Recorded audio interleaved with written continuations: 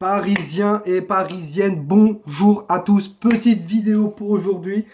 Déjà, je voudrais vous remercier pour le débriefing euh, du match de Ligue des Champions entre le Real Madrid et le Paris Saint-Germain qui a très très bien marché. Merci beaucoup à tous. On arrive bientôt aux 2K, voilà, aux 2000 abonnés. Vraiment, un grand merci à vous. Depuis que j'ai repris la chaîne au mois d'avril 2019, ça a augmenté un truc de malade. J'ai passé fin juin à 1000 abonnés et là je suis bientôt à 2000 abonnés, donc merci beaucoup. J'aimerais vraiment atteindre les 2000 abonnés avant Noël, ça serait un super cadeau de Noël. Donc si vous n'êtes pas abonné, vraiment n'hésitez pas à vous abonner. Ça me ferait énormément plaisir, ça remercie tout le travail que je fais pour vous informer au niveau du Paris Saint-Germain, en donnant mon avis, en faisant des analyses sur les avant-matchs que je fais des recherches par moi-même, en vous donnant les informations que je sais grâce à mes informateurs et que je remercie énormément. Donc voilà, aujourd'hui, je voudrais revenir sur le match Real Madrid-Paris Saint-Germain. Alors vous allez me dire, ouais, tu reviens sur le match qui s'est passé mardi et on est jeudi.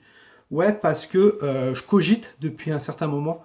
Je remarque une chose que, voilà, même si le Paris Saint-Germain n'a pas été bon dans l'ensemble du match, avec une première mi-temps vraiment catastrophique, euh, où, comme je le dis, ça me faisait rappeler le match face à Barcelone, où on a perdu 6 à 1. Hein, voilà, j'ai même plus envie de dire ce mot parce que ça me donne des palpitations au cœur. Et tu vois, quand le Paris Saint-Germain a commencé à jouer, je me suis dit, on va commencer, on est à Bernabeu, voilà, on va commencer à jouer, mais on va défendre surtout. C'est ce que je me suis dit. J'ai pas vu mon équipe du Paris Saint-Germain mettre de l'intensité et de l'agressivité dans le match dès le début. Donc je me suis dit, on va défendre, c'est obligé. Donc voilà. Euh, ce qu'on peut retenir vraiment de ce match, c'est que dans l'ensemble global de ce match, c'est pas bon. Mais pas bon du tout. Ce qu'on peut penser vraiment positivement, c'est le résultat et vraiment la réaction des joueurs les joueurs qu'on eu en seconde période et surtout quand on a commencé à égaliser, donc à la 81e, avec cette bourde de Courtois et Mbappé qui est juste derrière, qui claque le deuxième. Cette réaction, genre, m'a donné... ça a été pas mal, parce que de suite, ils se sont dit, ok, il faut égaliser. Et ils ont égalisé 2 minutes après grâce à Sarabia. Donc voilà. Ce que je voulais aussi parler, c'est l'arbitrage. Je trouve ça vraiment un truc incroyable. Et il n'y a pas que moi qui le dis. Il y a beaucoup de personnes sur les réseaux sociaux qui se plaignent de l'arbitrage et enfin de ce match, hein, bien sûr. Et même Leonardo s'est plaint de l'arbitrage au niveau de ce match, que il y a eu ce penalty. Voilà.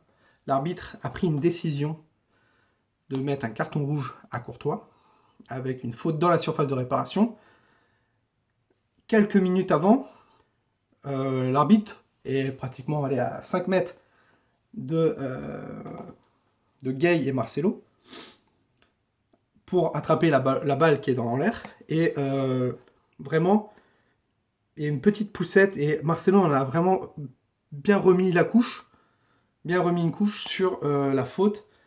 L'arbitre était là, a dit ok, jouez, d'accord. Et sur cette action ensuite, il y a ce penalty. On connaît un peu l'UEFA, on sait que niveau à l'UEFA, niveau Ligue des Champions, on n'est pas avantagé par l'arbitre, ça c'est sûr. Et il n'y a pas que nous pour moi, je trouve. L'UEFA n'a pas aidé, et surtout les guignols hein, qu'il y a dans ce bus, dans la VAR, pour cette VAR, oui, n'a pas aidé parce que quand la VAR a contacté l'arbitre, l'arbitre avait déjà mis son carton rouge à Courtois. L'arbitre avait pris une décision, on revient à la décision avec la VAR. Euh, on savait déjà que l'arbitre était un pro madrilène, voilà. Moi, j'avais pas de. Comme je le disais avec un de mes informateurs, je me faisais aucun. Je savais que dans ce match-là, on allait se faire douiller, c'était sûr, par l'équipe du Real de Madrid. et peut-être pas l'arbitre. Parce que à chaque gros match de Ligue des Champions, on se fait douiller. Voilà, donc c'est la grosse quenelle. Et je me suis dit, ok, la VAR revient, c'est les guignols qui contactent l'arbitre en disant, pour revenir peut-être avant s'il y a faute sur Gay. Et là, l'arbitre se contredit, vraiment. Se contredit directement, et c'est ça qui me dérange le plus, c'est que une minute, même, allez, 45 secondes avant, l'arbitre dit, on joue. Quand il a vu cette faute, il a dit, relevez-vous, on joue. Et c'est ça qui me dérange le plus. Et si ces guignols à la VAR n'avaient pas dit, il faut revenir à la faute, c'est pas le même match. On est à la 40e minute de jeu, il y a un carton rouge pour le Real de Madrid, Courtois qui sort, Areola qui rentre. Si Zidane n'est pas bête, il fait sortir un attaquant, donc Benzema ou Hazard. Voilà. C'est pas le même match. Et là, Paris avait un gros avantage. Alors là, on aurait dit, ouais, mais l'arbitrage a avantagé Paris et tout, etc. Pour une fois qu'on avantage notre club, vous regardez très très bien que l'UEFA, le Paris Saint-Germain dérange à l'UEFA. Manchester City dérange à l'UEFA. Tous ces clubs un peu nouveaux, qui ont des richesses hors, dans les pays Moyen-Orient, voilà. Je crois que, si je dis pas de bêtises, donc le Qatar pour le Paris Saint-Germain, et si je dis pas de bêtises, c'est Qatar ou Arabie Saoudite. Non, c'est Qatar, Manchester City, dites-le moi en commentaire s'il vous plaît. Ça dérange beaucoup. Et on sait très bien que les pays espagnols et anglais sont énormément avantagés en Ligue des Champions. Parce que c'est des grands clubs. Des grands clubs, ça fait des années qu'ils jouent la Ligue des Champions. Donc ça devrait être normal de leur faire gagner la Ligue des Champions. Barcelone, il y a 2-3 ans. Madrid. Donc voilà. Donc oui, je pense que Paris, pour l'instant, c'est con ce que je vais dire, mais pour moi, pour l'instant, Paris ne gagnera pas la Ligue des Champions tant qu'à l'UEFA, ça ne bougera pas et ça changera pas, ça ne changera pas de mentalité. Paris fait peur aux grands clubs européens et les grands clubs européens derrière, pour se protéger, fait confiance à l'UEFA.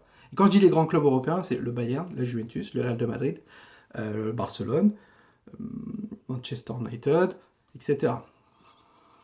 Donc voilà. Donc pour moi, oui, le Paris Saint-Germain s'est fait encore enfler ce mardi.